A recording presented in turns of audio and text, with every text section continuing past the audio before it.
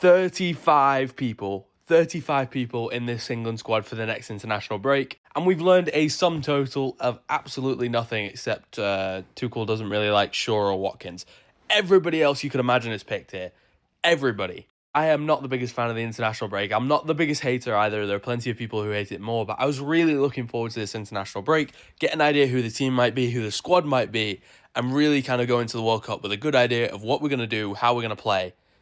This doesn't give us any of that, and the idea that we're going to play with two camps is a little bit confusing to me. It's really good from a Man United perspective to see this man, Kobbie Mainoo, back in the squad. They said they're going to try and split it, give some people who he hasn't seen big chances, which I do think is important. I think somebody like Mainoo, who hasn't been called up in like months or years even, Maguire back in the squad, it's good to see him playing. You know, you get your real chance to rotate through. But we're really not going to learn very much from this international break because there's going to be so many people playing with different variations of the squad that are never going to play together.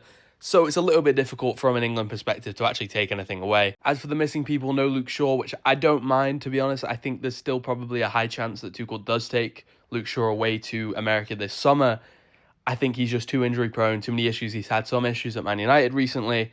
And I think the fewer games that he can play ahead of July or June, July, the better. Then from an Ollie Watkins perspective, it's a little bit confusing to me.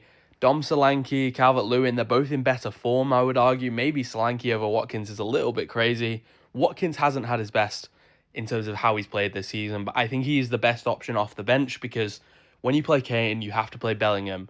When you play Watkins, you can play Palmer, and you can play both of them off the bench. And I think that works better as an England balance. Let me know what you think about this squad. I mean, it's hard to take away anything. We're taking 5 goalkeepers. Ridiculous. Anyway, interesting decisions.